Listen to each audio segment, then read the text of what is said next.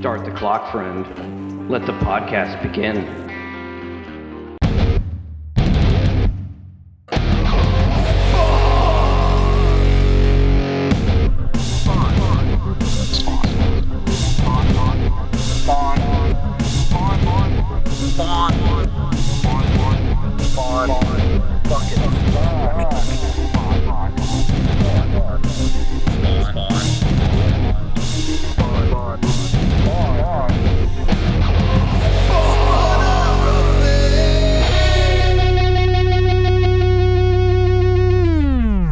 What's happening, Hellspawn? Welcome to a very special episode of Spawnography.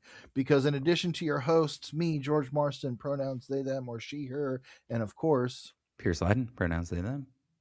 We have a special guest with us today, TinySpawny himself. Hello, my friend. Welcome to the podcast. For those who don't know, TinySpawny is Mark. Mark, I'm just saying your whole thing. You can say your whole thing. No, you're good, guys. It's great.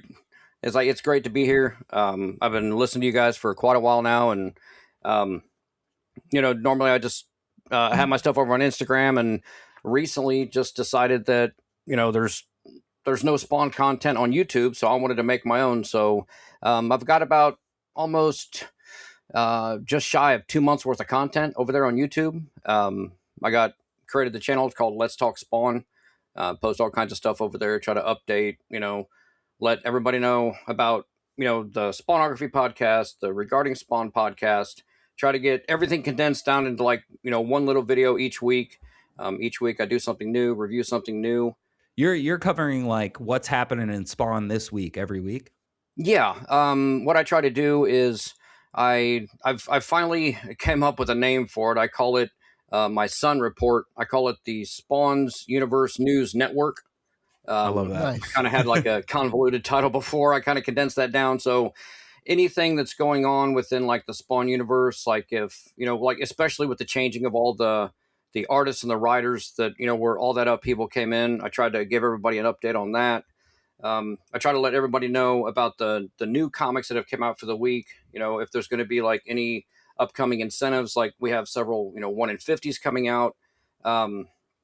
Eventually, if we ever do get any kind of update on the Spawn movie, I'll be sure to put that on there. But yeah, I just try to get everything related to Spawn or within that, with that bubble, within the universe, like all compact into one place where everybody can just go and view it at their leisure. Well, I'm going to say, let me go ahead and welcome you to the Spawnmunity, aka the Spawn community. Yeah, we really appreciate what you do with that.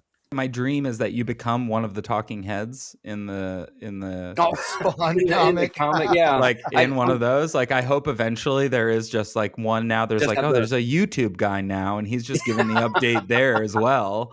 And that would be really cool to be, actually, in the book. Thomas Healy, if you're listening, you can take that one for free. Right. Yeah, I'm available. Yeah, just let me know. So we were talking before the episode started, Mark, about your Spawn toy collection, because as our listeners will know, I'm a big toy collector. I still have many of my old Spawn figures. I just wanted to talk to you a little bit about that, because we were about to get into which is your favorite figure.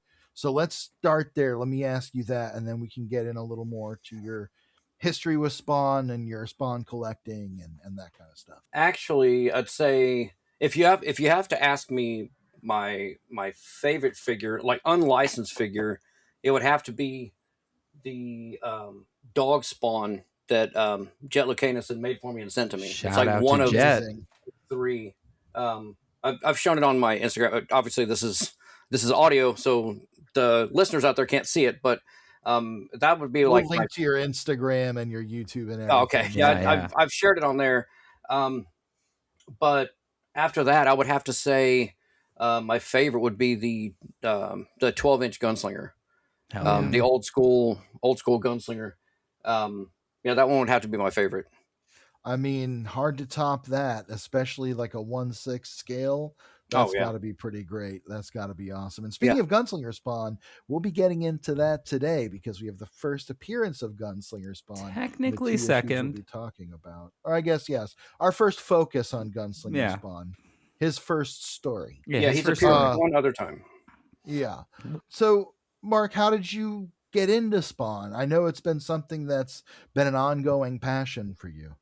Oh yeah, like my first introduction to Spawn, and I'll try to give you the condensed version of the story, but I was not into comic books or anything all growing up. I was just like all into video games. Didn't really look at anything else. I grew up in a small town.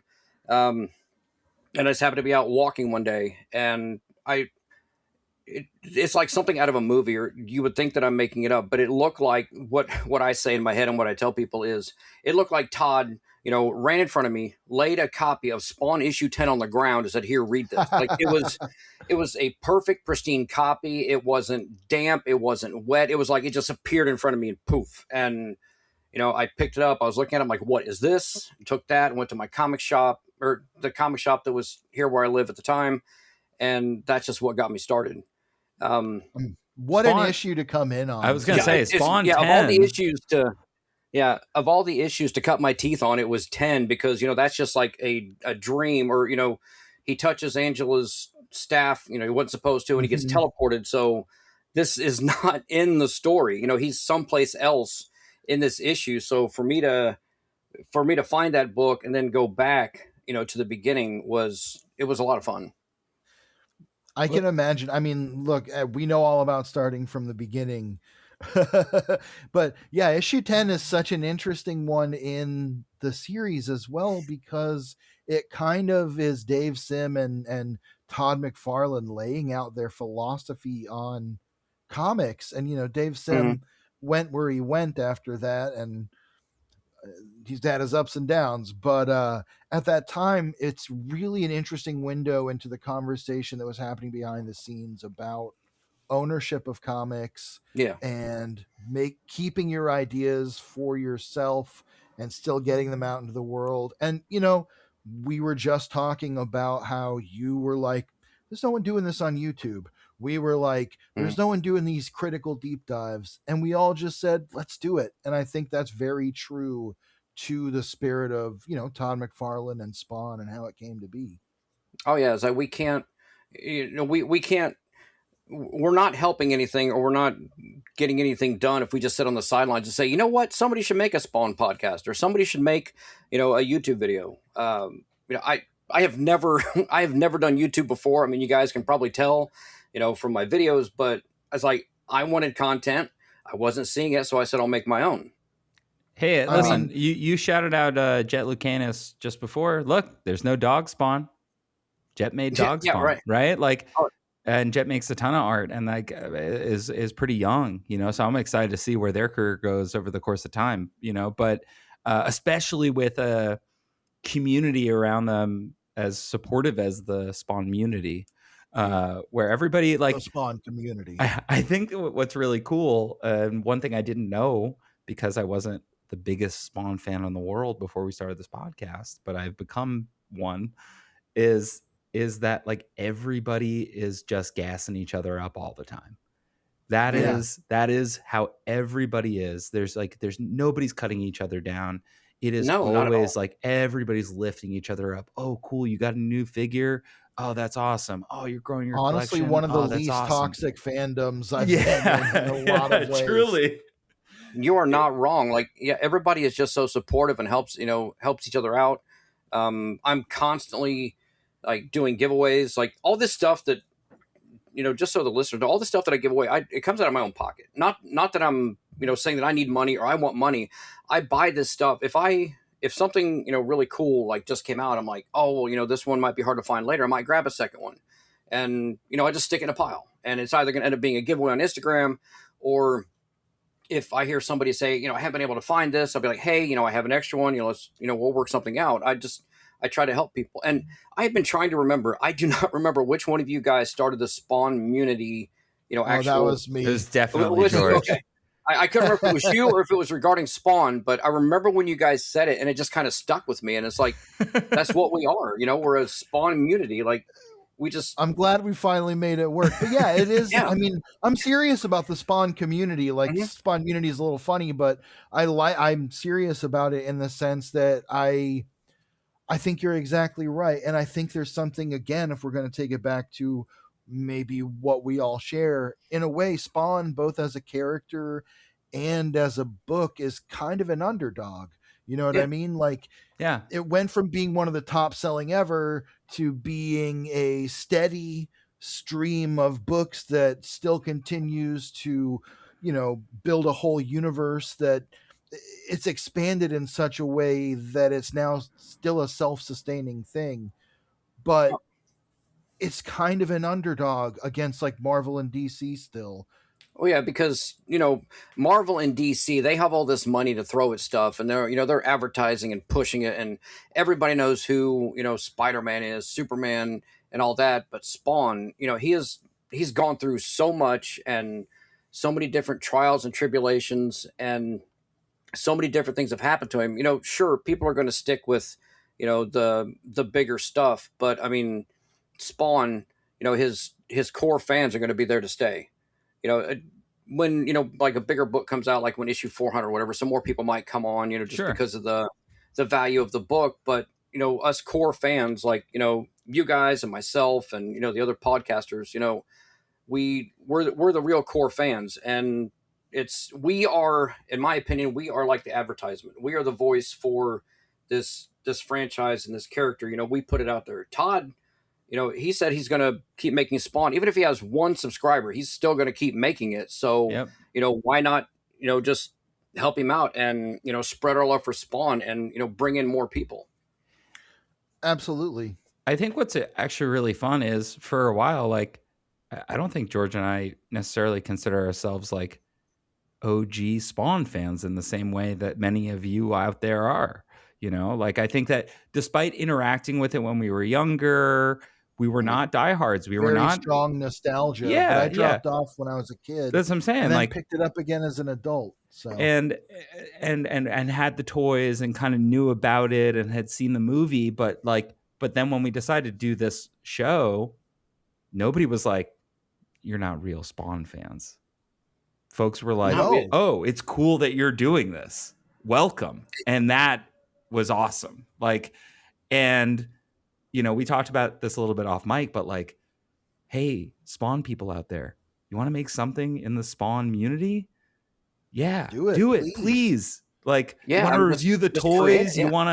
You want to, I don't know, get into the. I don't think we've not covered any of like the Page Puncher comics or any of that. Like, there's so much to different. cover. Yeah, some of those are different. Yeah. Yeah. So like, much to talk about. So much room.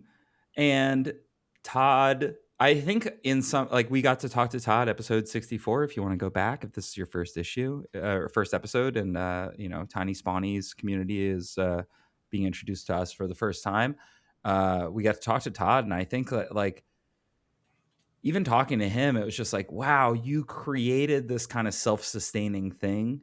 And I think from the outside, sometimes people can look at it and be like, all right, so it's just like a million variant covers and like stuff.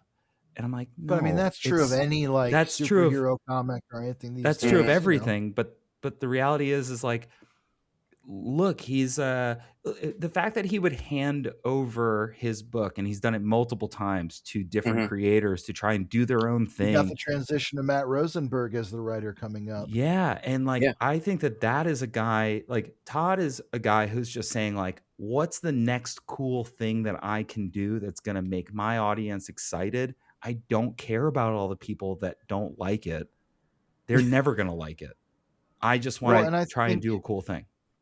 I think Spawn has a cultural cachet as well that, like, Spawn was recently, he shows up in Mortal Kombat and people are like, fucking Spawn is here. Yeah, right. They talk about like the movie and people are like, there's going to be a new Spawn movie. And it's because Spawn is just cool. Like, the dude in the big red shredded cape with the demon face and the chains and shit. It's just fucking cool. And I think it's fascinating because the deeper you get into it, you start to see that, like, again, those changing creative relationships are interesting. But if you look at, say, the first 100 issues of Spawn, there's like maybe 5-6 people that are involved in that, like on a serious level. There are some guest writers and stuff, but like most of that is done just by Todd, Greg, Tom Orzechowski, and a few others. And it's just, there are so few examples of that. Like you think of Fantastic Four, Spider-Man, Spawn stands among that. And I think that it's in that big like four, even when it's absolutely. And it gives it a weight that's like, even when it's kind of on a downswing in popularity, as you said, Mark, there is that core audience where we're just like, no, give us the Spawns. We want the Spawns.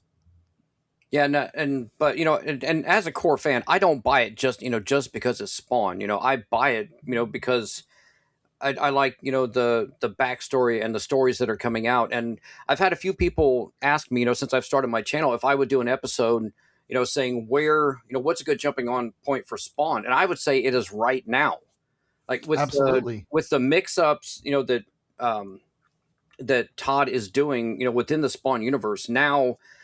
With the things that I've been hearing from the different writers, they're changing positions, is that there's going to be enough of a shift to where a new reader can come on and be perfectly fine and know exactly where we are, but they're also still going to stick with the same core values of the story, for us longtime fans. So if anybody's wanting to get into Spawn, right now is the time.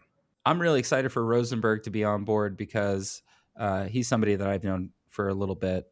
We're acquaintances, but okay, he's steeped in 90s comics in a way. I mean, he's gonna put a really interesting spin on it, I think. I think he's gonna do a great job. He is a fan through and through, and he's the kind of writer who is always trying to push forward in a way that honors characters but pushes them in unexpected ways.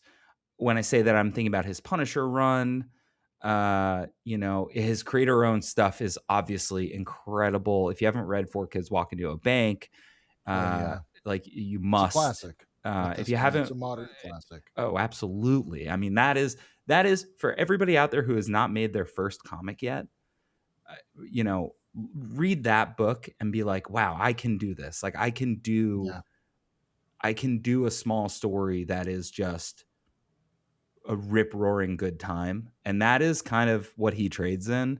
He makes great comics, and for Todd to recognize that and hand off and be like, here you go, buddy, let's go. It's a little bit of an unexpected choice in a cool way. And to give him the time jump. The time jump gives him the space, right? Yeah, it gives him a bit of a clearer slate to do a bunch of stuff. We'll fill in the back matter later, and we'll get going. And I think that's the beautiful thing about this franchise as it continues. It's really cool. Oh yeah, but I mean, I'll be honest, and not that there's not plenty of good, other good books out there from other writers or other places, but with everything that's within the Spawn universe, that's really all I have. I guess the mental capacity or the time for. So, anything outside of that, I haven't read before. So I'm really curious to see what he's going to do with the Spawn series, and what. I mean, Erica Schultz, she came from Rat City. She's going to be moving over to Gunslinger. I'm like, her ideas for that. I'm really excited to see where she's going to take Gunslinger, and Healy's take on the Scorched has me really excited. I'm really looking forward to see like who he's going to bring in. I did want to point out, like, as far as like the older title, like the Spawn comics, there was a point to where I was separated from my collection and didn't have it, and that was like right at issue 150. So when I got back into it, like about 2019, I'm looking and I'm going, there's no way I'm going to be able to get like 300 some books. Like, that's just crazy. So I just started picking away at it, and then first you have like the mid 200s, the really low print one, really low print. Very low print runs.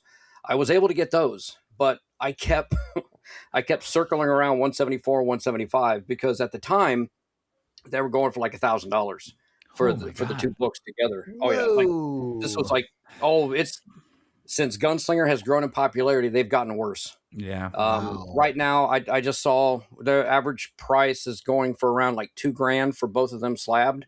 Holy Jeez. shit. Well, Like that's 9.8, cool. 9.9. Oh yeah, You know, that's a great argument for the compendiums for anyone who wants to start casually reading Spawn. You can get these for like 50 $30 bucks. to $50, and it's 100 issues. So, Oh, and then I have collecting I'm the reading mine out of floppies. I'm reading mine out of the trade paperback because right There now, you go. I did get copies of 174 and 175. I didn't sell my soul, but it came close. I got a couple copies. They are like in pristine shape. So Wow. right now they're with a couple other books. They are at the CGC being graded. This is the first books I've ever submitted for grades. I would if they're like that rare. Oh, these things, in my opinion, look almost mint. So I'm nervous and curious to see what kind of grade I'm going to get back. Like, I've never submitted books before. I don't really plan to submit a whole lot, but like those books, just with the value and those are prized possessions. Yeah. That's a grail.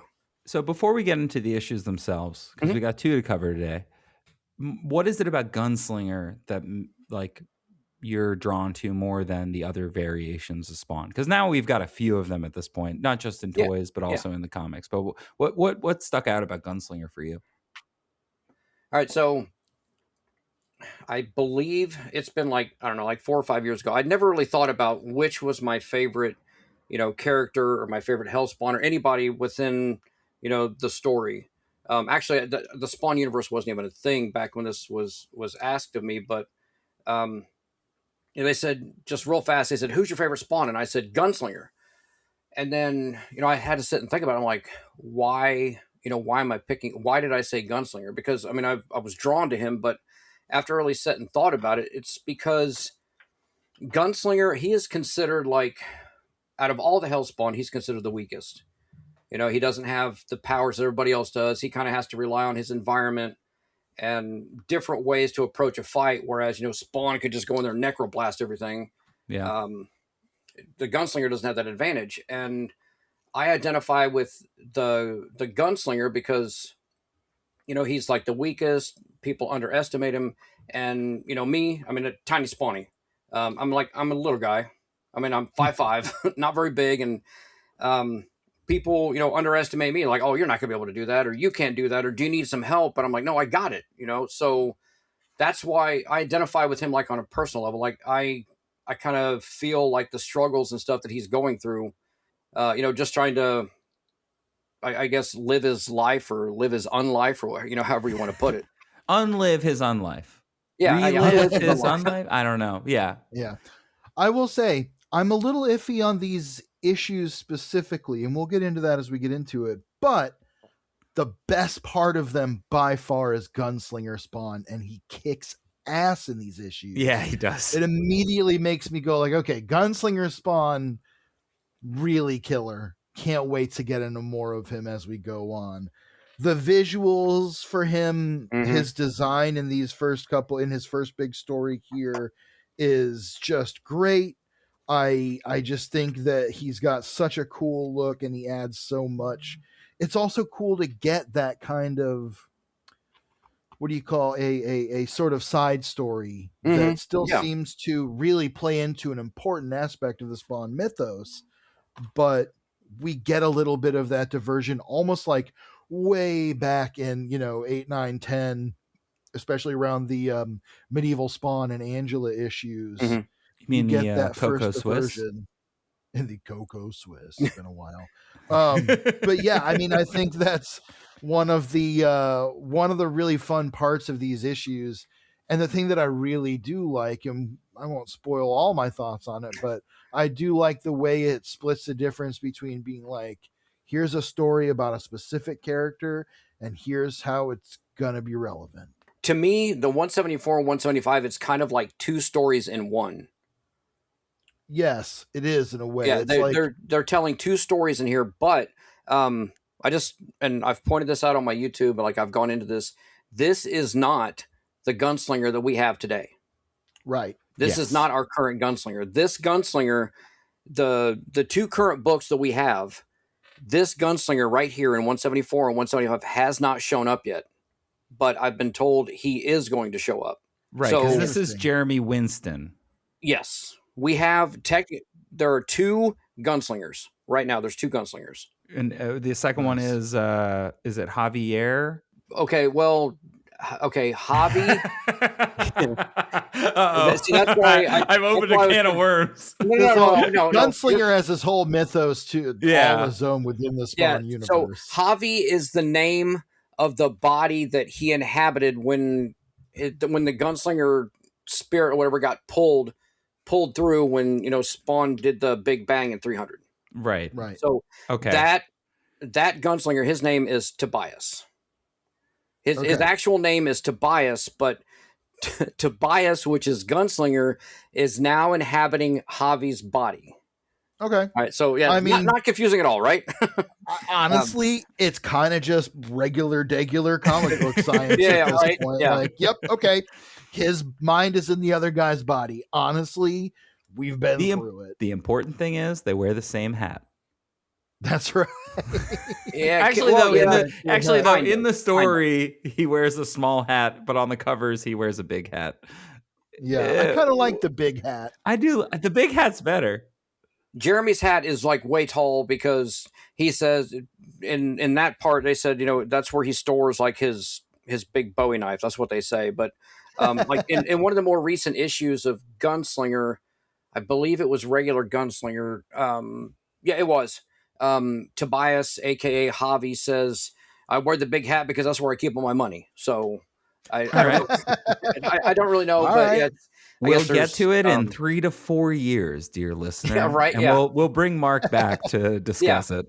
But for more on that, go ahead and check out the TinySpawny show on YouTube. Let's Talk Spawn. So you don't have to wait if you want to hear more about it. Yeah, I have a whole episode dedicated to Gunslinger. I think it was like episode 5. I don't remember off the top of my head, but we will I go into a deep dive in the and break it down. Cool. Nice. That's great. So speaking of which, yes, Pierce, I think it's about time for you to hit me with those credits. All right. We got Spawn number 174, Gunslinger Spawn, Part 1, story by David Hine. Now, the cover says Mayhew. However, I believe that would be Mike Mayhew, not credited inside. Inside, credited to Bing Cancino, Gerard Van Dyke, with special thanks to Greg Capullo, lettering by Tom Orzechowski, production by Francis Takanaga, assistant editor Francis Takanaga, cover by Greg Capullo, Spawn editors Brian Haberlin and Todd McFarlane, dedicated to, I've never heard of this guy before, Clint Eastwood. I don't. No. Yeah, not sure. Not sure. I will say Mike Mayhew is credited for issue 179 interiors in the compendium, so that's coming up. So he's somewhere involved. Feels like this. Like maybe he was supposed to do this issue, so he gets credit on the cover, but is not. Didn't actually do the work. I don't know. I think it's Bing Cancino all the way. I have no idea, but I think it's Bing Cancino. Mark, do you have any insight on that?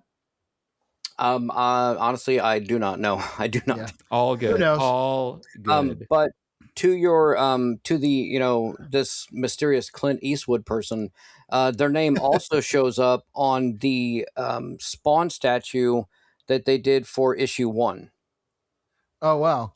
I'm pretty sure it's really. He's like, hold on, you might have to edit that out. Let me look. No problem.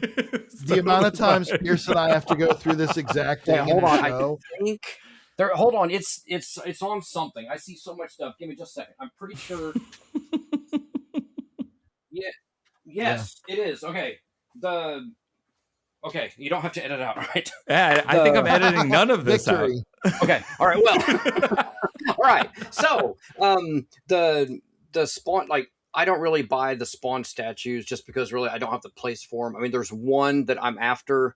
Is it issue? I can't remember the name of but it's the Capullo one where he's got the Gatling gun.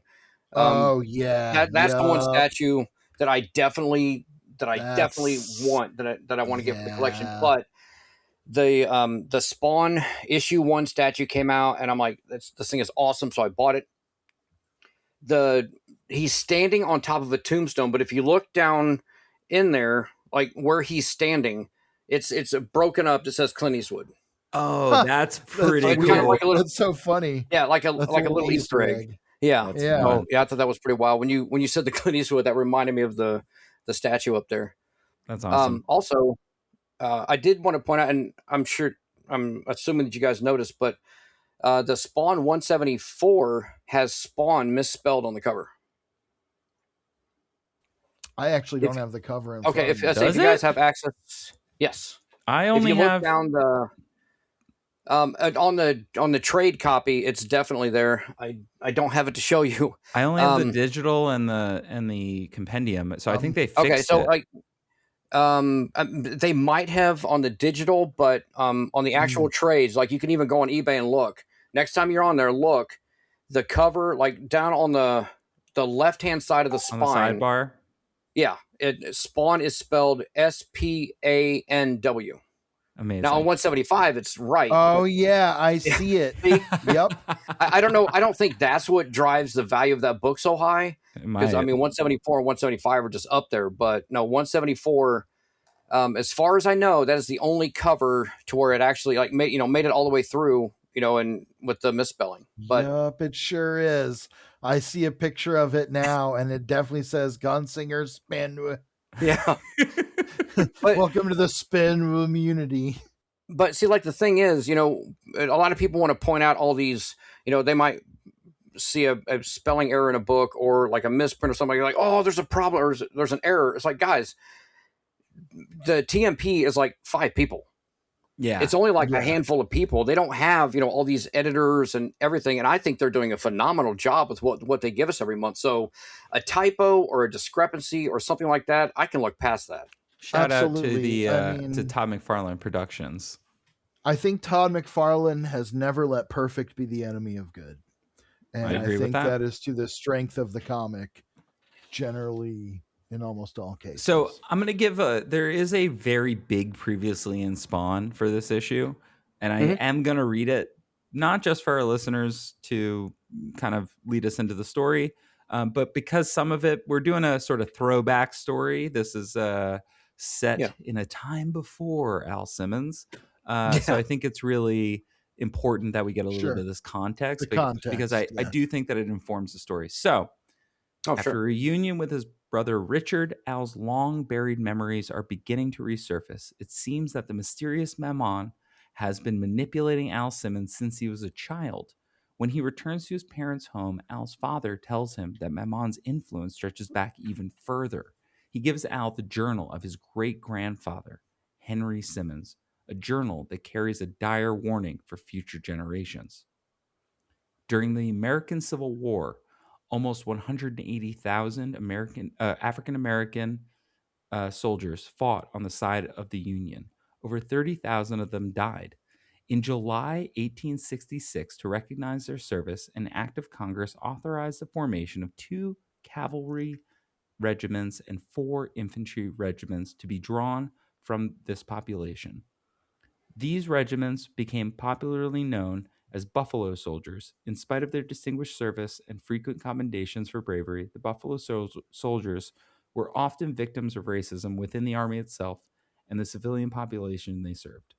The newly recruited soldiers were educated by chaplains to read and write, an education they may not have in civilian life.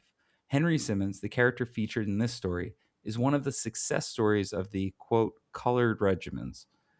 An intelligent, educated man who served loyally and well and rose to the rank of sergeant. He might have progressed further if not for his involvement in the fracas at Bob Powell's saloon in early 1881. The event described here is loosely based on an actual incident when members of the 10th Cavalry, based in Fort Concho in Texas, reacted to the murder of a fellow soldier by a civilian in the nearby town of San Angelo. This story takes place in the immediate aftermath, as Henry Simmons rides into the mountains of Colorado looking for refuge from the harsh winter snows. So I want to say two things real quick before we get into this one. I generally appreciate that the historical context, especially because of what happens with Henry in the story. And I will say there is kind of a Quentin Tarantino quality to these issues. There is some very colorful and in some ways very not 2026 language. Sure. There are Yes. some slurs. We're Mhm. not going to get into them. We're not going to call them out on every page. It's just No. if you are digging into these issues, you will encounter some of that language. That said, we start out with like this dude on a horse, and it looks like he's riding through the mountains of Moria. Like The snowy mountains of absolutely, Moria. yes, Yeah. absolutely treacherous conditions. And we get his journal here. It's interesting that the first chunk of this story is told through journal entries more than like dialogue. It's a very kind of like, I bet you're wondering how I ended up here kind of introduction.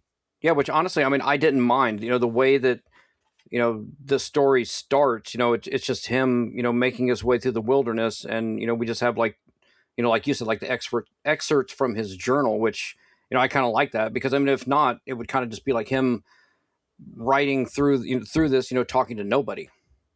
So For sure, it's like that important. It approach. also it gives it that kind of like moody Western quality as well, like an old Mhm. cowboy novel in a way. There's a certain pulpiness to it that's really fitting. Also, just as we get into here, I want to call out two other things. There are some places where the lettering's a little hard to read. Yes. The actual word like captions and word balloons are partially transparent. I Mhm. get why, because this is like painted art. I think probably at least partially digitally painted, and it is visually gorgeous. Oh yeah. So Yeah. I get why you wouldn't want to necessarily fully cover it up.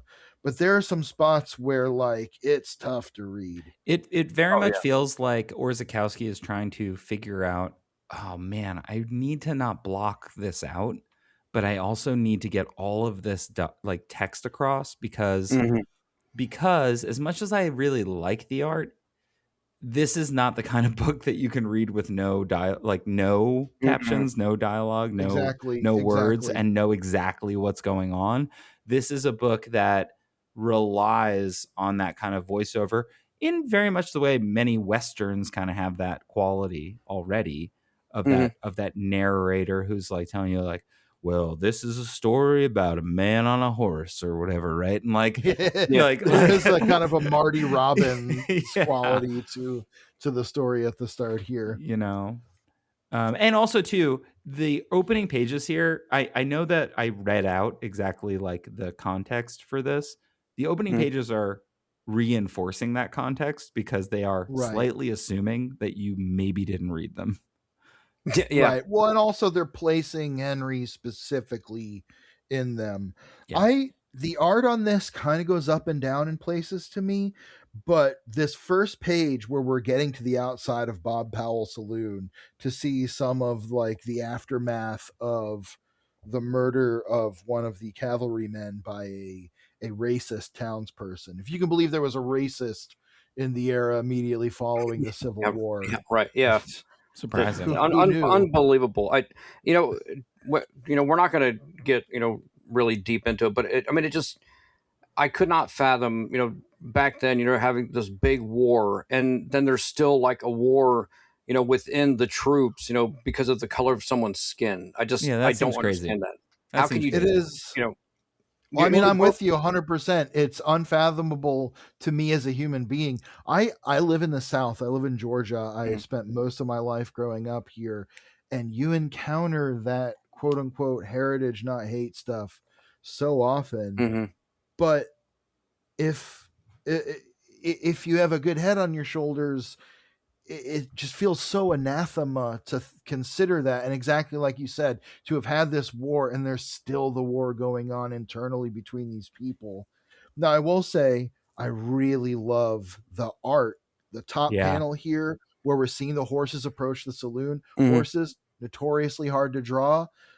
these are done so well. The close up on the hooves up front, it's a very classic looking Western comic Incredible page. like shot, like incredible camera placement. I had a great conversation with my artist on my book, who described one of the shots he was going to do as a worm's eye view.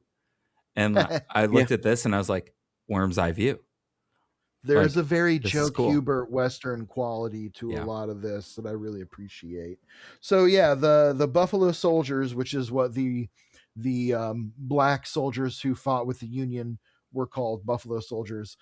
They go in the bar and there's a whole fracas, and as they call it, people are shot dead, and only one person rides out, and that is, of course, Henry Simmons. We learn that Henry wasn't always his name. He was born under a different name, and through circumstances that have yet to be determined, his name is changed to Henry Simmons. We'll find out why. But he rides out into the mountains, and as he's riding through the snow, he sees a strange figure silhouetted, dressed all in white on a horse as black as death, it says. Even at that distance, I could feel his eyes upon me. We get a nice close-up, and that's pretty unmistakably Memon, Mr. Malefic, as they called him in a few previous issues. We get this very Robert Frost meeting the devil kind of sequence where he rides up into the mountains and finds this cabin. I said there's a Quentin Tarantino quality to this, and I meant both in terms of the attitude towards depicting difficult subject matter, but also in many ways it's very reminiscent of Django Unchained or The Hateful Eight, which obviously came long after this. Right. But I feel like they're drawing on those same traditions of like Western movies and Western novels and like classic storytelling in this milieu. I think it's a very kind of cool. So not to jump ahead, in the story arc for 174, 175, because we know how it plays out, but I'm not really sure I understand why, if Mammon was leading him to that house, it like as a way to save him, because he would be around, other people. I mean, we haven't got to what's inside that house yet, but what would be his point of leading him there? Was it just to get him out of the wilderness and to save him? I think it's twofold. I think it's exactly that, because he's had the premonition that Henry Simmons and another guy that we'll meet soon will both play into his fate and his machinations. So I think it's he wants him to be alive, and I also think leading him to this place means that he'll wind up in the same place as Job, who we'll meet soon. But that's the thing about Memon throughout these stories and throughout these issues and his entire presence in this book is his motivations are often very hard to follow, and they don't really take shape until down the road. He's become a very effective, almost Loki type character. Yeah. I think part of it is that there has to be a willingness to the deal. Right? Yeah. That when when Mammon offers you this way out, you have to take it. If you don't take it, he doesn't have the power to make He's you setting up a situation where Henry is desperate and has to make the choice. When that doesn't happen, then he has to pivot. But in all cases, he's identified something. Yeah. Right. So we're getting ready to find out, but by, putting him into this particular house, he, in his mind, he's thinking, okay, well, Henry's going to have no other choice but to take my deal, because he's going to be, between a rock and a hard place. That's going to be his only way out. So, okay, that does make setting him up to fail, basically. He's sticking him in there because he knows that, there's no other way out. He's setting him up to accept his deal. Yeah. That's exactly right. Yeah. That's exactly what it is. And so, what he finds in the house that seems inviting is a pile of corpses. And just as he's walking into this brutal, bloody scene, a posse shows up to figure out, to find and take care of these bodies, and they Mhm. find him there because they've arrested, as we'll find out soon, they've arrested the sort of patriarch of this family, come back looking for the bodies, and found Henry there. So now he's under suspicion for that. Mhm. Excuse me. There- That said, There are he some is immediately really like, great shots that are chosen Oh. by Cancino here. yeah, this Like- whole sequence is really beautiful, honestly. Again, it's very cinematic. It's very well rendered. I think it I'm also trying to- I think it also harkens back to the things that Capullo and Todd would do in those early issues of having really strong foregrounds where the action's a little further back, but like where we're getting details in the foreground, like this lamp and a book and a chair, but the action's like a little bit, it's just like really cinematic. And Oh, that yeah. is, it's really impressive. Oh, it's beautiful. There's an Unforgiven kind of quality Oh, totally. to the framing and the colors. The colors are beautiful. I mean, obviously it's painted, but so they are first in suspicion of Henry, but then the sheriff or one of the sheriffs recognizes him as Parker. That's his birth name, Mr. Parker. I can't remember his first name. They said it earlier, but Francis, Francis, yeah, that's right, Francis Parker. I think. His name is Francis Parker, and they know who he is, and they know that he's wanted in relation to what happened at Powell's Saloon in San Angelo. So they take him into custody and take him in to the town of Bain, population 259. Mhm. And they have this kind of tete-a-tete where they're kind of not teasing, sort of sparring with each other verbally, kind of talking about, he says you could have died in battle, but now you'll die in a firing squad, about as civilized a death as a man could want. And he says, Henry Simmons here, Francis Parker, says, I was hoping to die at home in bed with my wife and a dozen grandkids around me. Mhm. And so there's this kind of through line in the Simmons family already, which is these guys will do anything to get home to their wives. Yeah. They love And their wife guys. they Yeah. are absolute wife guys. I mean, and Al got back to see his wife. It was just like 5 years later, So Exactly. He got there He got there. It just took a little while. Eventually, and boy, it went great for hundreds of issues. It went well. Yeah. So they bring Parker into the jail, Parker/Simmons, the acquaintance of Jeremy Winston, they introduce him to Jeremy Winston, aka Old Job, whose family was massacred, and they believe he did it.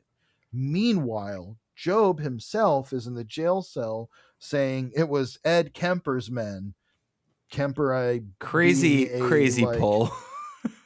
Well, the character in the story is like sort of a kind of crime boss, boss hog kind of guy. But in the our name reality, the name Ed Kemper is a crazy name to use because I don't know if you know this, Mark, and I won't go too deep into the details, but Ed Kemper in the 70s is the co-ed killer, killed a lot of young women in California. No, I didn't know that. It is a crazy story. It's terrifying. It kind of tracks for what David Hine's been doing, though, right? Because he does that a lot. He keeps There have been referencing other serial killers that he's referenced. Yeah. Chikatilo was one that he brought up a couple times. But the funny thing about Ed Kemper, and there are funny things about him, unfortunately, he's like 6'10" and like 350 pounds. So he is a gigantic man. I think he's still alive. And he, in his own words in his interviews, where he describes his life and his crimes, refers to himself as a bit of a bumblebutt. Okay. So just a bit of a bumblebutt. And then in prison, he's very successful in prison, as many people who are disordered in their lives are. He thrives in a institutionalized environment, and he certainly belongs there based on what he did. But he had a long career as a narrator for audiobooks for the blind, which is something that people in prisons used to do as a job. So somewhere you can hear one of the most terrifying serial killers of the 70s read like the Scarlet Pimpernel or some shit. So wait, he's 6'10". You say he's 6'10", 300 pounds? Or he's just a massive dude. I can't remember his exact height. For context for baseball fans out there, Aaron Judge is 6'7", 280. Yeah, Ed Kemper was 6'9" and about 300 pounds. So, like, basically, imagine 6'9". imagine Aaron Judge, but a little bit taller and a little bit heavier. That's crazy. I wonder if I can post this in the chat we have here. You probably can post anything, but Well, anyway, I can't post a picture, but I can post the link to this image. Hold on. Copy image. Yeah, because I'd say I have not heard of this person until today. great. We're Mark, not going to go into his crimes. we're not going to but get into it, You guys but can see a picture of him there. Okay. See his relative size. oh my Oh, god. that's it. All right, let's see this. Holy shit. Yeah, he's just a gigantic. He's a oh my fucking god. Wookiee. Yeah, basically. Anyway, fuck that guy. He's evil, but weird story. Anyway, old Job is trying to tell them that the Ed Kemper of the Old West and his buds killed his family. Sorry, now that I looked at the picture, yes, okay, I have heard of them. Yeah, he's a crazy. Ed Kemper's story is wild. There's plenty of information out there that you can find about it. This isn't the podcast. for that. No, Yes, he is. no. He is a large fellow. He is a bit of a bumblebutt, and that's an understatement. Incredible.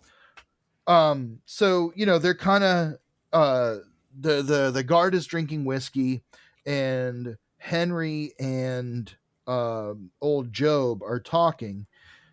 Job is talking about his wife, who's very resilient, Kimmy, who I believe is indigenous, and his family, and talking about how she stood up to Ed Kemper, who came there to clear them out of their home for I think expansion. Maybe it says what he wanted it for. For land. coming. They were want their looking- land.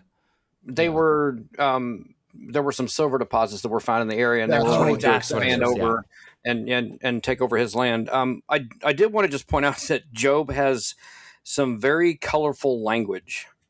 Oh, He- he absolutely does. He definitely knows how to try to put somebody down or get under somebody's skin.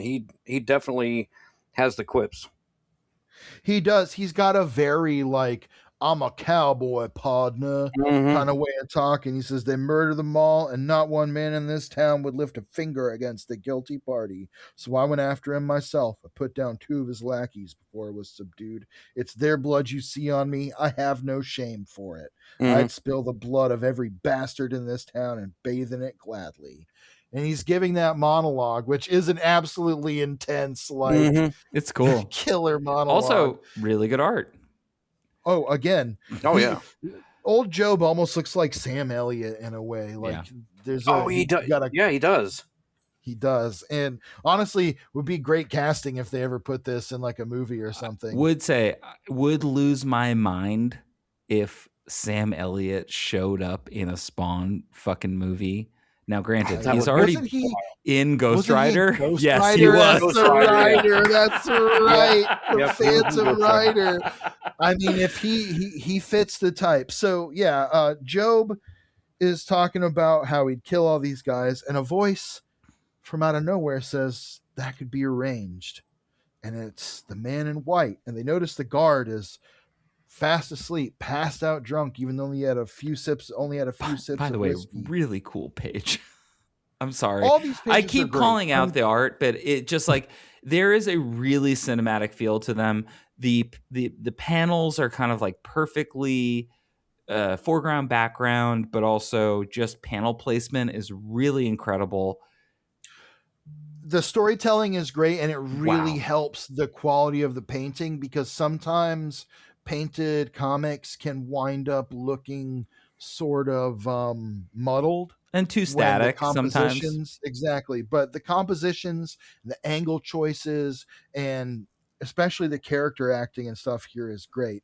So the man in white asked them what they'd bargain to get out of there and get revenge. And, he says he wants their souls. And they say, what are you, Satan? He says, oh no, Satan will have your soul whether you want him to or not. I'd represent Malbolgia, who we all know who that is, of course. And he offers them a chance to get revenge. And Job immediately is like, sir, you're clearly insane, but if you'll open this door, you can have my soul, and I'll even kiss the arse of this demon of yours. And Memon says, that's not required. And he says, I'll give you your heart's desires. And Job, again, going from 0 to 10, is like, he says, what's required from you along with your soul is your eternal allegiance. In exchange, you'll be given the time on this earth and the power to achieve your heart's desire. And Job says, what do you suppose my heart desires? And Memon says, vengeance on the one who have abused and betrayed you and your family, those who struck them down and those who stood by. Vengeance on every man, woman, and child in this town. Best panel when he in says the whole that, comic. The close-up on his eyes. Best panel. So killer. So killer. That's the thing. There are parts of these issues that I don't love. But the parts that go Job and absolutely Gunslinger Spawn, whip. The appeal is immediate. You get it. And it's like, oh, he is just so intense in a way that like Al Simmons isn't. Al Simmons is a world famous government assassin, but even as Spawn, he doesn't have this kind of like specific sort of gravitas intensity that Job here has. Anyway. But also Henry Simmons asks, well, what's my like one thing that I want? And he says, to hold your love in your arms again. And this is a really, really good bit of writing where Henry Simmons says, she would not want a man who's given up his soul. She would spit in my face. And we start to learn why Henry Simmons is going to turn down Memon here. And Job is going to take this deal. So they are taken out of the jail by a posse led by Ed Kemper's men and dragged into the public square where they are strung up to be lynched. Both Job and Henry are strung up on the gallows, and as they're hanging there, Job yells out, "I'll take your offer, demon," and looks at the man in white who's lurking in the crowd, and he yells, "I'll see you in hell, every last one of you." They drop them, and they're kind of squirming because they say, give them the short rope. That'll make them squirm. There is a very specific science and physics to hanging a human being. And if Spider-Man knows all about it. That's right. And if you get it wrong, it can be incredibly painful. If you get it right, death is instantaneous. Yeah. I could go on, but I won't. So there's a guy who's taking aim who's going to finish off Henry, but Memon touches his arm just slightly, and he shoots the rope out instead, and Henry falls. And he's taken away by the doctor, who's kind of interrupting the lynching, and taken to his office where he is laid in a bed and starts to recover. On the other hand, Job is very dead. Yeah, he's not doing so well. No, he's not having a great night. No. And Henry is kind of wondering, why am I alive? Because he's the one who took the deal. And that's the nature of the deal, is that when you take the deal takes you. Yeah. And so we cut to Job, who is asleep on the slab, when suddenly, or dead on the slab, when suddenly he springs up with energy pouring out of his face. I love this panel here. It's so him cool. Going, and like putting his hand to his face, and the energy's coming out around it. Listeners, if you're not reading these, like, please read them. Find them. This is cool. This shit's cool. The art is so good, and art rules. Again, we just had that whole run by Brian Haberlin, who I believe will be back for more issues. Yeah, he will be. Which we thought was fantastic.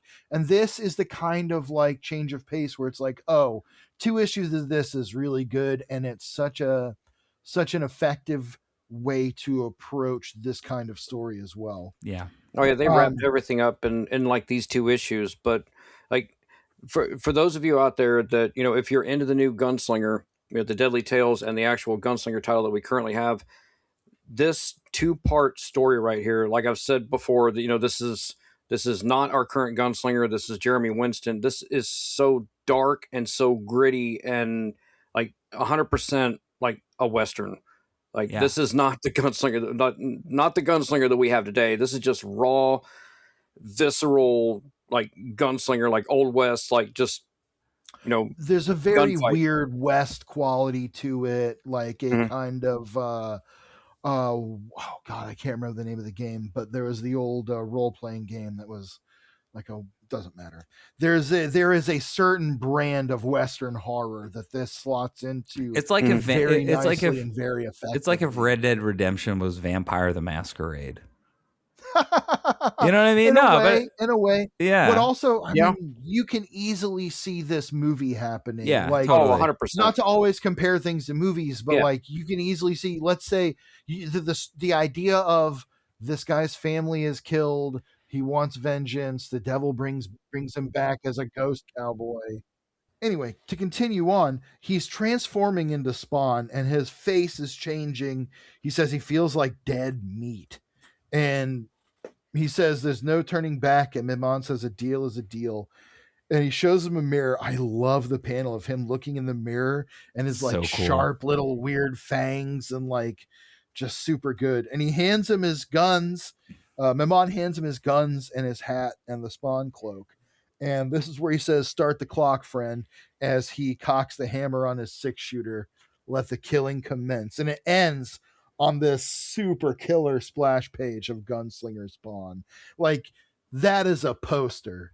Oh yeah, 100%. I'm not a fan. I mean, you know, because we have the Greg Pulo Gunslinger, but I'm not a fan of the hair. I'm not sure why Gunslinger has hair, but it's a little scarecrowy. Yeah. It does. Here's my no prize. He's early in his transformation. Okay. Right? He just transformed, so maybe the hair's not gone yet. That's why the hat's not big yet. Okay, I can. Okay, all right. That's my no prize. It's gorgeous, beautiful. You're right. He's brand new. He hasn't busted out of his cocoon yet. His shell hasn't hardened, so the hair hasn't fallen out. His hat hasn't grown. Right. And you know what? We'll have that confirmed later. Will we? Oh, but actually, also, well, I mean, this is Jeremy, but our current Gunslinger does not use chains. So there's a difference also because he has his chains that are coming out here from his waist. Yeah, he does. He's got the spiky gun belt with the chains. Super cool. And I guess it is a duster, not a cape. Oh yeah. He's wearing the duster, which I mean that is just awesome. Instead of a cape, he has that duster. It's great design. You love to see that kind of simple twist. That's one of the things that works so cool about Spawn is that in the 90s, you had the wave of like Batman Elseworlds, both like the comics and the toys. Yeah. And you'd have like Pirate Batman, whatever. And sometimes it was cool, but I feel like it makes so much more sense with Spawn where there's this built-in mechanic of there have always been Spawns through the ages. Every generation has its Spawn. Every place has its Spawn. There's that kind of almost Spider-Verse type quality built into it long before any of that stuff was really happening in that way. Even with them crossing over and coming into each other's stories and there being like armies of Spawns that Spawn fights and summons and interacts with. And I mean, listen, I'll make the argument that the best symbiote in comics is Spawns. My favorite. I mean, Venom's cool. But in a lot of ways, he's just the prototype for Spawn. Yep. Yeah, anyway. I mean the whole Venom thing, the whole him being a symbiote or whatever, that was Todd's creation anyway.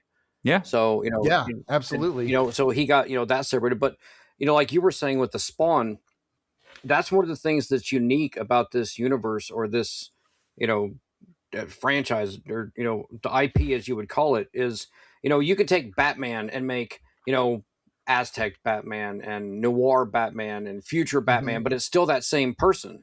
Here, we have different identities. We have a Mandarin Spawn. We have a Gunslinger Spawn. We have, Viking Spawn, regular Spawn, and they're all different people. It's not the same character in a different, period. Exactly. Which is legacy is different. Yeah. Yeah. Yeah. They're all different. And they work so that Spawn works so well as a platform for stories like this because of that. Yeah. So on that note, Pierce, it's time to hit me with those credits for Spawn number 175. Technically a milestone issue.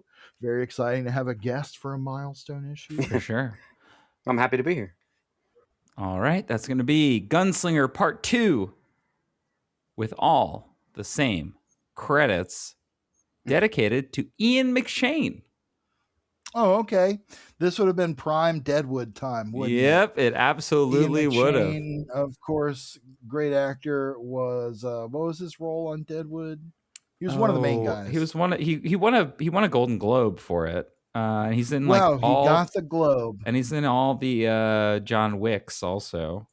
Yeah, he's in a bunch of shit. I don't know. Oh, Al Swearingen. That's right, Swearingen. That's right. That's right. His character in Anyway, Deadwood. yeah, Deadwood. That makes a lot of sense. That tracks too, because Deadwood is a very gritty kind of like Western. I've never seen it, and I've said this before. Like outside of like the Gunslinger comic, I'm not all that into westerns, which people find kind of surprising. Weird how stuff works like that? Yeah, like Jimmy Palmiotti had said like he said that his Deadly Tales of Gunslinger is like 3:10 to Yuma meets Bone Tomahawk. I'd never seen either one of those movies. Both good. Yeah. Well, I finally sat down last year and watched it, and he's right. That's what the Deadly Tales of Gunslinger is, and those are like some pretty, visceral movies. It's not that I hate westerns. They don't appeal to me. I'm not, attracted. I'm not out there tracking down every John Wayne or whatever. Yeah, right. Yeah. But when they hit, here's they the really thing. hit. Here's the thing about westerns. I think that for all of us, because we're a modern audience in 2026, they're sometimes a little bit hard to parse because we're just so far away from the reality of those worlds. That said, there's a few, and also I think the other thing too is as we get further in time and we become more empathetic as a people in so many respects, we look back on those movies and go, oh fuck, like these are insensitive at best. At best they're insensitive. At worst they're much worse, and it's frustrating because sometimes some of the best movies of those eras and of that genre are, we'll say, worse than insensitive. They are straight up racist. They are extremely problematic. And like it is, I got to see a 35 millimeter cut of or projection of The Searchers. And like, I am no John Wayne fan. That movie fucks. Like that movie's awesome. like when you get down to that's a John Huston, right? Oh yeah, I'm pretty sure. Yeah, it is. That movie's awesome. Like it's just a great movie. What happens in it isn't great. Oh no, that's a John Ford. Excuse me. That's a John Ford, it's a John Ford Western director. But like, man, you won't have a bad time watching it. It's when you dissect it afterwards that you go, there's like a bunch of shit that's like not great. Yeah, right. Yeah. But for what it was at the time that it came out, also you can recognize it as like a really, really important cinema. And I think actually that movie, despite its warts, it still stands up. Getting into Spawn number 175, we open with a very Deadwood-esque situation where we're taken to, as the narration tells us, a private room in the Lucky Strike, Bane's popular saloon and cat house.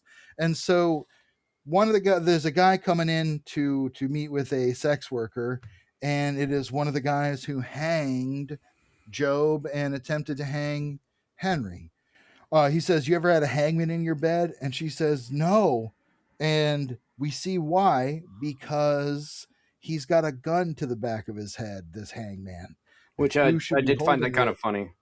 It is a great scene. It's a very like cinematic. We hear a gunshot as the people downstairs are going on about how Ed Kemper is finally getting all the land he wants for the mining. Not loving And- Orzakowski's approach to sound effects in this issue. Kind of already brought it up one more time, but I'll bring it up. They look for a the little last Looney time. Tunes. They just The stick blam out is a too little- much. They just stick out too much. You get what he's going for, Yeah, but that's fine. it's a little too like Chuck Jones. So the guys are playing cards downstairs, talking about how happy they are, and suddenly there's a gunshot and someone throws the bloody hangman's mask down. You look up and you get this fucking killer So cool. splash page of Gunslinger Spawn hanging over, looming over the ledge of the railing, holding the guy's like the body, like the guy's mutilated, ripped away face, and he's hanging from his chains, or he's hanging from a rope. And he says, "I told you I'd see you in hell, Kemper. Just didn't have the patience to wait on you dying, so I brought hell along with me." So good. He says, "I'm returned to cast abroad the rage of my wrath, return to tread the wicked in their place." Very Jules from Pulp Fiction. Absolutely. Like just laying down the law. And then we just So get like a cool. gunfight, and like gunfights and car chases kind of hard to do in comics sometimes because they don't have the immediacy always. But Yeah. I think that the whole This team is handled really well. whole team does a good job here. We get lots of guns firing, bullets falling, and we just get another sick gunslinger Spawn. Yep, where he says, "Fine shooting, gentlemen. There's living proof you can't kill a corpse," as they're just riddling him with bullets. But then that's close up on his fangs. Almost looks like a xenomorph mouth. He says, "This corpse can surely kill you." And then talk about like trying to capture the urgency of the gunfight. This middle panel on this page where it's just everybody getting blown to bits. This Rules. is like RoboCop level gun violence, and it's fucking crazy. But it really captures, like you were saying, Pierce, that sort of quick, hot fire burst of intensity. It's hard. It's hard to that do. happens. Oh yeah. Well, and it's not drawn out in a long way. No, that one panel, like the one panel in the middle of the page, just like conveys all the chaos of the fight right there. Just Yeah. Everything, everybody just getting torn apart and shredded all at once, like all The in the same dude's hand flying through Yeah. the air and the other guy's head getting chopped off and shit. It's crazy. And the gunfight continues. The bartender shoots him with a shotgun. He gets a hole in his chest. Classic Spawn move. Very Get classic. a hole in your chest. And he feels the necroplasm dripping out. And he's like, "What the hell have I become? What did you people make me do?" And he's just blasting hellfire out of his guns. Like you said, he's not as strong as some of the other Hellspawn, but he's got style, baby. Yeah, I feel This like is a I feel like gunslinger with hellish riz. I feel like through using the guns, right? Because when Al uses guns, they're just guns, right? They're not necroplasm guns. But here, yeah, he we rarely does anything like we that. can kind of see like these are necroplasm guns. Like he's almost like firing off his power when he's firing it Yeah. off. But also too, He notably, says, "It seems my shooting irons have been improved upon," and we see that they're all creepy looking now. So in the current Gunslinger title with the one that we have now, the way, because he's, so weak, and part of the reason that he's weak is for him to be able to like do any like serious damage to, demons or someone else, his blood, he dips his bullets in his own blood. So he's basically sacrificing, himself. Whereas with Jeremy here, I don't think that's the case. I think, like you said, he just has like, the hell guns or the necroplasm guns, and that's what is doing it. Because I mean, nowhere in here do they say that he's, dipping his bullets in, Right. in his blood. No, there's Well, nothing like that. and notably, there's no and power he's meter. surprised by how they work. Yeah, Mm. I was gonna say using the blood is an interesting take on the power meter idea, which I have Oh, yeah. always thought is such a cool Spawn. Yeah, he's basically draining his own essence so he can, progress on his journey or his quest. It's interesting. Mhm. So I love the way the gun has been all turned hellish. He's got Oh, this yeah. guy in the corner, and the guy says, "I didn't do nothing, I swear." And he says, "Nothing. You did nothing. There lies your guilt." Yeah. And and then we he get a goes good through the whole blam. town. We do. Yeah. We get a good blam. We cut back to Henry, who is like realizing that the chaos that's going on outside has something to do with Job, because he knew about the man in white. They go outside and they see the saloon is engulfed in this hellish fire. Love this 3-panel sequence of the dude coming out all on fire. It You see all the rules. Yeah. flames coming out of his melting skull face. He's And he got says, one old eye, Job, like- come back. Boiling out of his head. Stop, drop, and roll is not going to save this guy. He No, was it's dead not. the second he walked in there. He's This he's guy's cooked. like, stop, head, you're dead. Yeah, right. Like, Yeah, there's nothing. yeah. Just There's lay down your nothing head. for it. It's over. And he says, the doctor says, you aren't fit to be on your feet to Henry. Henry asks for a gun and they're kind of reluctant, but the gunslinger Spawn is just tearing through the town. We've seen this. This is similar to I think it was maybe a one shot we got earlier with the samurai Spawn. Oh and yeah. his granddaughter. No, it wasn't and a they one. just go through the town. It wasn't a Was one that shot. a two? That was that that was two? part of that whole. That was like in the lead into the Armageddon. Anyway, it's a very similar kind of thing where he's just like taking everybody out, and like he shoots the doctor. He's taking people down, and I love this shot of him standing outside of the saloon saying, "Come out, Kemper, I smell your stink. Damned if you didn't piss yourself back there." Every shot of Gunslinger Spawn in this is so cool. I can tell Kemper why he's your throws favorite, Mark. dynamite at him. Oh yeah, he kicks ass. Yeah. I mean, I know this is a different version than the one that comes, but like this is laying the groundwork for all that, and like the character is great. I love this part here where Kemper throws a lit stick of dynamite at him, and he just catches it, and it blows half his face off, but he's just still standing there. It blows his hat off, but he's kind of fine. He says, "Your turn, Kemper," and he kind of talks shit at him. He's like, "Were you the last squirt from a limp prick?" Which is, boy, what an insult. There's a That lot whole- of colorful language like that in here that we're not necessarily digging into, but there is a very Deadwood quality to it. Yeah, there's like a bunch of stuff that you're like, oh, you wouldn't write that in 2026, but in 2008, yeah, all right, I guess. And also in Western's past, I suppose you would allow it. So Taylor Sheridan's not writing any of this on his shows. But it's very Deadwood. Deadwood Yeah. was like, people said cocksucker in Deadwood like every third word. That was kind of the thing.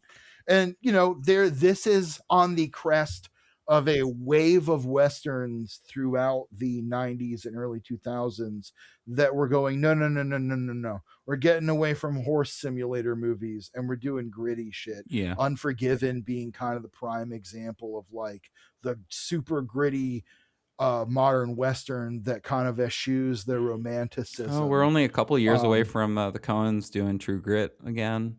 Exactly. So it's part of that trend of like Westerns are now in some ways violent prestige movies. I mean, look at Tombstone was one of the first of that. The Wyatt Earp starring Kevin Costner. And even it's not technically a Western, but There Will Be Blood and No Country for Old Men also come out right. Yeah, they have those right, vibes. They come out right before this. They're not the same kind of thing as this, but they have an adult sensibility where I think a lot of Westerns of the past don't feel adult. They feel like I'm thinking I'm thinking of Bonanza. I think sometimes we think of that. There's an old timiness to it. Yeah.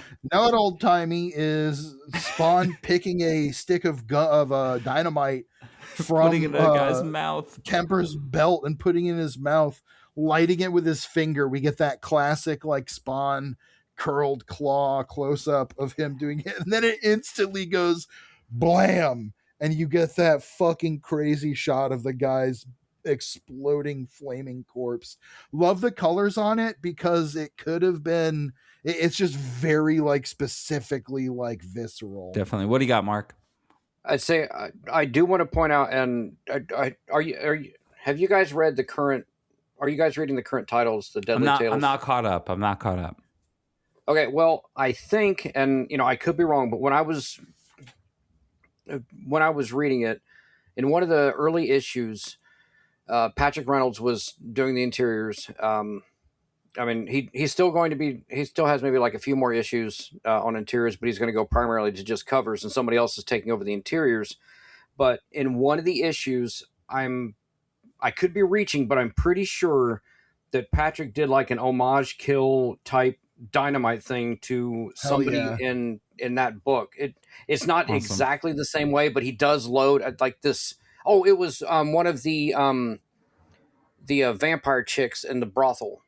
He ends up Interesting. ends like stuffing her full of dynamite and then like blowing her up. He doesn't do it exactly the same way, but as soon as I saw what he was doing, I was like, "Ooh, that's that's an homage to the 175." This whole page is great because you got like his Gunslinger Spawn's face is like half mask, half like corpse. They're trying to call for help on the telegraph. Meanwhile, Henry is like, one of the other guy is like, the sheriff is like, what's he doing out there? And Henry goes, he's keeping his promise. He will kill every man, woman, and child in this town. And he finally hands Henry a gun. He steps out there to fight, and Gunslinger Spawn just like jumps in and slashes his throat out. And he tackles Henry. But who should show up but the man in white, who says, not him. You may kill them all to the last squalling infant, but not him. And Job, the gunslinger, is essentially compelled.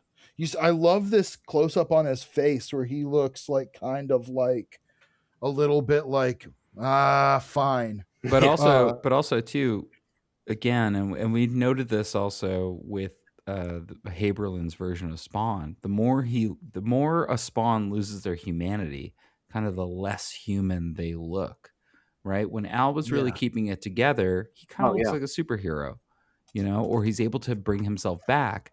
But now we're on Haberlin's version of the modern timeline where he is just a desiccated corpse. Like a skull, kind of exacting revenge. Spawn's Rules. So cool. So that's why I've been doing this for so long, because he's so fucking cool. Yeah, right. Henry wakes up in a casket alongside the corpses of Job's family. Job standing over them, and Job says, "My family are avenged," and Henry is like, "You killed them all, even the children," and fucking Gunslinger Spawn is just like, "Shh, don't speak. Yeah, shut the fuck up. Shut up. Shut the fuck up." Like, you know what? Yeah, I'm not going to spell it out for you. Henry drags Henry out of the mortuary in this coffin. It says, for all his strength, Job labored as if the coffin bore all the weight of his sins, and his sins were many. Such and we a get this sick panel. Look back at like they're taking him through the like burning wreckage of the town where all the people are impaled, and he takes him out of Bane and just kind of into the wilderness. And then he says, I'll say my farewell. Perhaps you'll remember me in your prayers. And he walks up over the hill and disappears in green fire. They find the man in white comes upon Henry Simmons, and he tells him, you are far too precious to me to lose. And Henry says, you said there could be only one. And the man in white says, yes, in every generation, one day there will be a Hellspawn greater than all the others, one who will make this whole world what Job has made of Bane. The seed is in you. I believe one of your forebears will stand by me and rule this world. Go to your Alma, have children. I'm a patient man. I can wait. And we get this moment where we find out how he becomes Henry Thomas Simmons. Right. In the coffin that he was dragged in by Job, he finds the bill of sale to the person whose coffin it would have been, and it is Henry Simmons, and that's who he becomes. He says he never saw the man in white again, but now my wife is expecting our firstborn, and a terrible dread has descended upon me. One day I know he will return to make the offer I refused. This is my warning. You must turn back on him. To accept his pack is worse than death. And we get, again, one final splash page. It's so sick. Of Gunslinger Spawn standing in hell over the pit of fire. And you see the dead corpses of the people that he destroyed.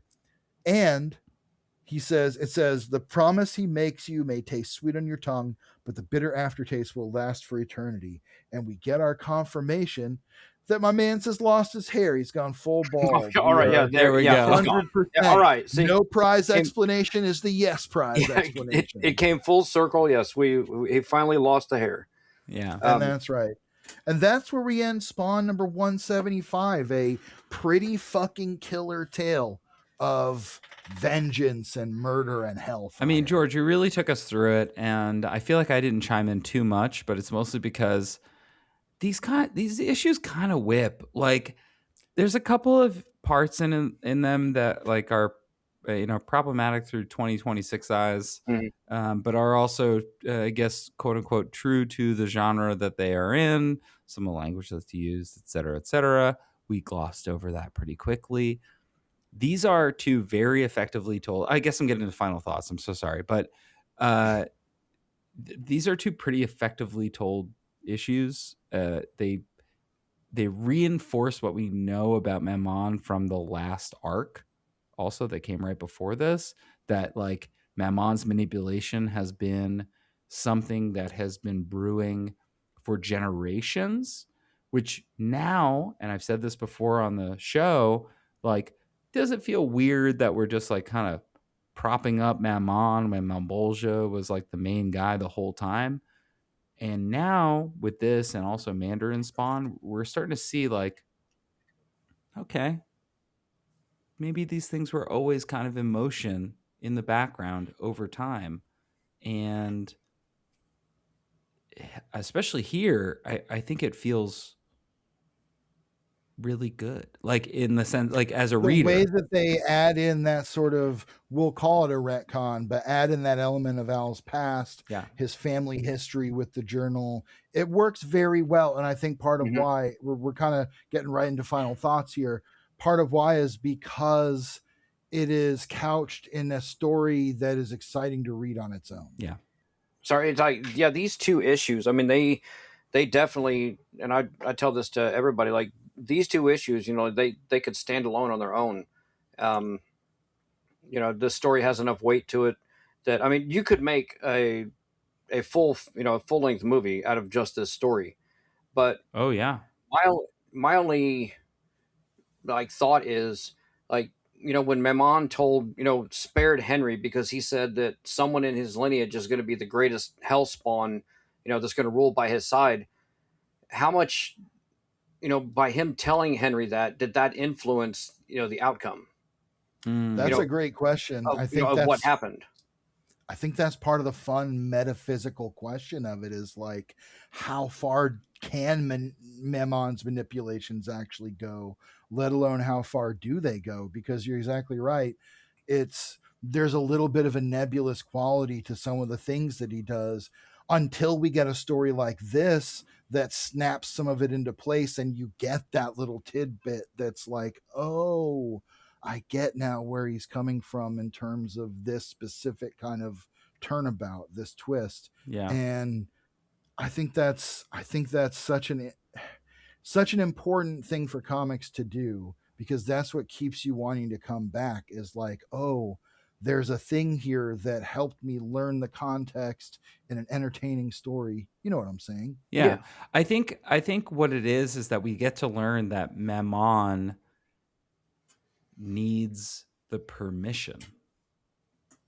Right? There's something there where he's like, oh, if you say no right now, I've still identified something that, like, you're not going to be the one, but somebody. But he says you have to believe in the bargain. But like, something in your line means that I will be back and I will do it again. Well, and he can scheme over hundreds of years. Right. And what we learned from the last arc with him manipulating Al's mother is that, like, he was like, no, this guy, you have to be with this guy, who was a Simmons, presumably. And so Bernard. Right. And so, like, I think that's cool. I think that's interesting. I think that's like, this is like, I think the secret sauce of Spawn in a way is that there are a lot more layers to it than a really cool costume and and Definitely. like some nebulous powers and maybe not the best rogues gallery out there, but like I think he's got cool villains. I think though. it's like cool. I think Spawn's overall villains. he has cool villains, but I mean, we're not talking like Spider-Man, Batman. Like, let's be real, you know? Fair enough. So the one thing that I did want to point out though is, at some point during, Spawn's, story, we're on to almost issue 400. This was issue 174, 175. Yeah. In these issues, Mammon specifically says that, Job is destined for hell. Right. Well, at some point in the story, heaven and hell, it's not within this universe. It's not that, you're automatically guaranteed to go to heaven or you're automatically going to hell. They just do like a 1-for-1. One person dies, that person goes to heaven. The next person on earth to die goes to hell. So at some point, So that story changed. Yeah. That part of the story had changed. I just don't know, when that happens. But I mean, that's just kind of cool that it's very fluid, and I think that it kind of also evolves with some of the ways that Spawn changes throughout. And certainly by the end, it is, he's remade everything, and heaven and hell are cut off, and it's anything is on the table, and everything is different from how it was before. Yeah. That's such a cliche, but it really is, because he actually remade the entire reality. Oh yeah. So on that note, Mark, what else do you want to say about Gunslinger Spawn here? What do you want to tell our listeners? What do you want to plug? Anything you got to say? Go for it. Here's your chance. I want to say, like, as far as, the 174 and 175 go, it's like a complete story. You have, your beginning, you have, Job, his transition into the gunslinger, he gets his revenge, and then, he goes back to hell. It's kind of short and sweet. So, when we got the new gunslinger, I thought that, that's who we were getting, and we're not. So now, in reading our new gunslinger, reading Tobias's story, I'm really curious and excited to see what role Jeremy, because he's still out there. He's still a Hellspawn. I'm curious to see how he's going to tie in with the current story. Yeah. I mean, this is a story that's an example of them bringing something like that back or bringing it in. So yeah. As far as everything else, if you guys, need some more Spawn content, we got, these two really great, podcasts, the Spawnography and the Respawn, that to do the breakdowns of the comics every week. If you guys need some more stuff, you want updates on what's going on within the Spawn universe, then go over to YouTube and check out Let's Talk Spawn. That's my channel over there. And then, I've still got my stuff that I post over there on Instagram, so you can find me there as well. Just TinySpawny on Instagram. Awesome. We will Perfect. link both of those in the description on this show. And right, we're always sharing your stuff too. So whenever you're posting new stuff, we're gonna post it as well. I am constantly looking at your Instagram at all your toys and stuff. Yeah. That's just love to see it. You're only seeing like one wall. Like, this room is I have more stuff than room. I'm jealous. I need to get a bigger space, but yeah, I have definitely outgrown this space. And everybody out there has their own collection. They collect what they like. They create their collection, based off of what they like. And, I'm not trying to get everything that has Spawn on it. I'm not trying to get, the watches and the lighters and things like that. But I gotta draw a line somewhere. Yeah, I do. But I'm working on trying to get like the cards, all the trading cards. Ooh, I've got. I have a bunch of them. I think I can probably send them your way. Actually, I can send you a deck. Actually. Yeah. Well, We'll talk. Okay. I thought about like doing on my on YouTube, and I don't know if really that would be a thing. I mean, you don't know unless you try, but I thought about doing like a live episode where, I'd get on there and, could have people on and we could like trade cards, because, you have to go buy those power cards. You have to buy like decks, and you're only missing 3, but you have to keep buying more and more just to get them. So yeah, absolutely. I know there's a bunch of us out there that all have cards, or these extra cards. It's like, let's get together and just do like a swap, That's something like fun. That'd that. be great. But you know, I That's do very the fun. Listen. cards. Let's chat. Let's put Yeah. that together. We should do that for sure. Okay. That'd be fun. For sure. Do you have any other recommendations Spawn related? No, You I know mean us. We're always recommending Hey, bullshit. my most recent YouTube episode, I did like my take, and I cover The Curse of Shirley Johnson. Like, if you guys aren't reading that, you definitely should. It's a book for like longtime fans or somebody that's like, you know, brand new, never even picked up a Spawn book before. Anybody can pick this book up and read it and really get something out of it. If you're, you know, a longtime fan, you're definitely going to get, you know, stuff that you know, like a new reader might not pick up on. So, I mean, there's stuff in there for everybody. It is a really, really good book. Hell yeah. Well, Pierce, what about you? I have a quick one. My buddies in Career Day, they have a new record coming out eventually, but they had a EP come out 2 years ago called "I'll Always Be This," socialist pop punk, the people's pop punk, if you will, the people's pop punk. Career Day, check them out. How about you, George? I'm going to recommend a band called, of all things, Belushi Speedball.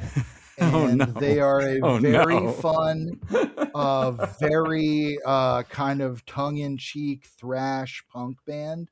One more thing I'm throwing in the chat here is I found out about them because they have this shirt, which I Holy think is shit. great. Okay, yes. So they're very. We got to get them on the show. I was thinking about it. You got to hit them Belushi up. Speedball. Hit them up. Check them out. They have a shirt that's got a Spawn theme. It's a Yeah, Spawn. That's how I found them. Hell yeah. So, yeah. Cool. Well, listen. Hey, everybody. Thank you for listening. Thank you to Mark for being here. TinySpawny. You can find him everywhere that you can find TinySpawny. If you like the show, please rate, review, subscribe wherever you're listening. We really appreciate it. And George, I usually ask you, but Mark, for Todzilla of the world, He gave his only begotten Spawn. Nailed it. I did not nail it. see you later, Hellspawn.